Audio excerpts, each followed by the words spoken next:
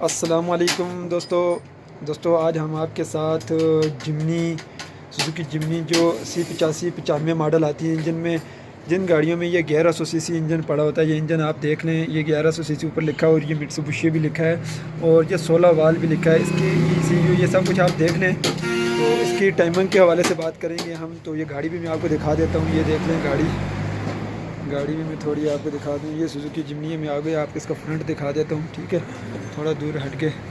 ये रही जिमनी, क्योंकि दुकान में थोड़ा अंधेरा है तो आपको मैं पूरी गाड़ी नहीं दिखा सकता। तो ये सुजुकी जिमनी है।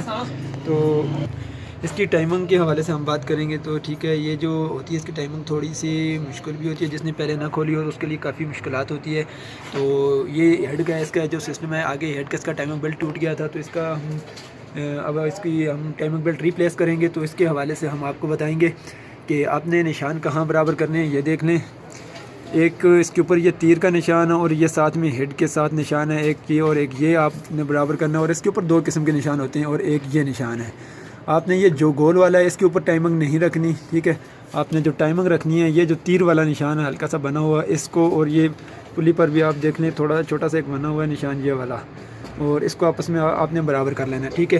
तो नीचे वाला आपको मैं दिखा दूँ। नीचे वाला थोड़ा मुश्किल है, ये मैं आपको सिखा देता हूँ इसके हवाले से। ये देख लें, तो ये बाद इसमें मट्टी वगैरह आई होती है, ये निशान नज़र नहीं आता। तो ये एक वैसे यहाँ पर कट बना हुआ होता है। बाद लोग यहाँ पर भी टाइमिंग बांध देते हैं कि ये यहाँ पर टाइमिंग नहीं होती। इसका निशान, इसकी काटर वाला सिस्टम भी कुछ नहीं होता।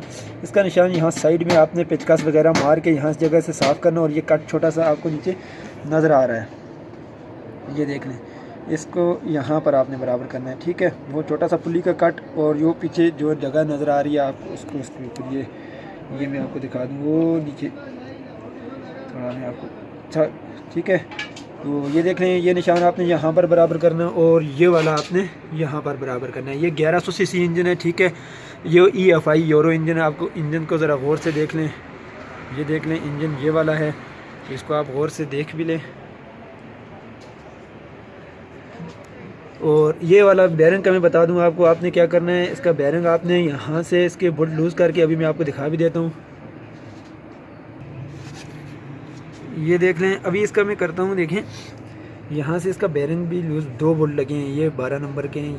ये आपने लूज़ करके हाथ से आपने इसको यहाँ से दबा के रखना है थोड़ा, ये इस जगह से, ये देख लें यहाँ से आप इसको लूज़ करके दबा लेते हैं।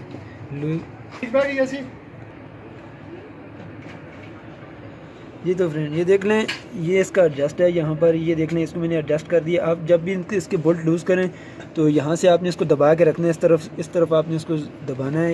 ये देख लें, यहाँ से इसने इस तरफ आपने फुल दबा के इसको, ये स्प्रिंग इसका जो है ऊपर इसका एडजस्ट है, इसको जब आप लूज़ करेंगे तो उसको दबाएगा, इस तरफ दबा के इसको आपने टाइट कर देना बोल्ट को, फिर दोबारा से ये रुक जाएगा यहाँ पर। जब आप बेल्ट चढ़ाएँगे इसके ऊपर, हम इसको लूज़ करेंगे, वो भी आपको इंशाल्लाह दिखाते हैं। उम्मीद करता हूँ ये जो बात है मैंने आपको पहले टाइमिंग बेल्ट चढ़ाने से पहले बताई है, वो आपको समझ आ गई होंगी। तो नेक्स्ट इंशाल्लाह मैं जो आपको बताऊँगा, तो बेल्ट चढ़ाता हूँ, फिर आपको दिखाता हूँ कि बेल्ट आपने ऊपर कैसे चढ़ाना है।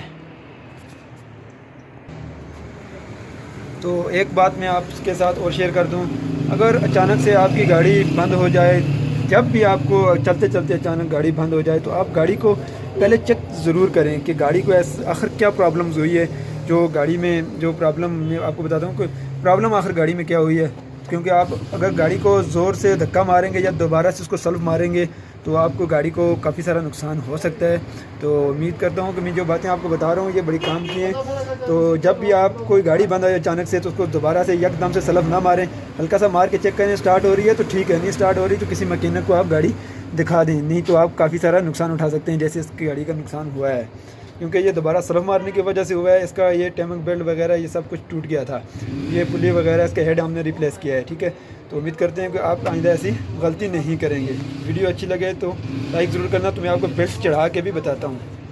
तो जो नए आने वाले लोग हैं वो हमारे चैनल को सब्सक्राइब कर लें, नीचे रेड कलर का बटन आ रहा है उसको दबाकर, और बेल आइकन पर साथ में लाजमी क्लिक करें। जी तो फ्रेंड, ये बेल्ट हम चढ़ा रहे हैं, देख लें हम बेल्ट कैसे चढ़ाना है। हमने ये बेल्ट ऊपर चढ़ा रहे हैं, तो ये देखें इस तरह आपने बेल्ट चढ़ा देना ऊपर। ये ऑयल पंप है साथ में, ये 99 का मॉडल है। ये गाड़ी मित्सुबिशी मिनी पिजारो इसको बोलते हैं, मिनी पिजारो इसका नाम है।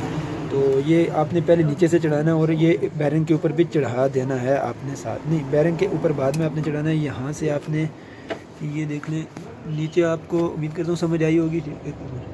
नीचे आपने देखना है कैसे चढ़ा देना है, ऊपर इस तरफ खींच के रखना है आपने, इस तरफ से ये खुद ही ऊपर बराबर आ जाएगा।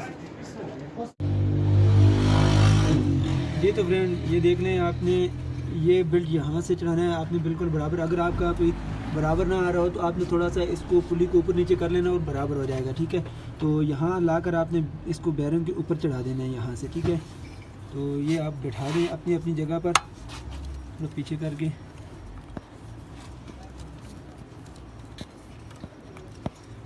उसके बाद आपने इसके बैरिंग को लूज़ कर देना है, ठीक है। ये देखना बैरिंग को लूज़ कर, उसके बाद आपने बैरिंग के जो बोल्ट पीछे करके हमने टाइट किए थे वो आपने लूज़ कर देने। ये देखने ये जैसे आप लूज़ करेंगे बैरिंग खुद अपनी जगह में एडजस्ट हो जाएगा, ठीक है। तो ये इसका एडजस्ट है, ये खुद यहाँ पर चला आता है। ये देखें यहाँ से आपने चेक कर लेना है, इसको दबा के थोड़ा बस, ठीक है, इतना होना चाहिए, इससे ज़्यादा नहीं होना चाहिए।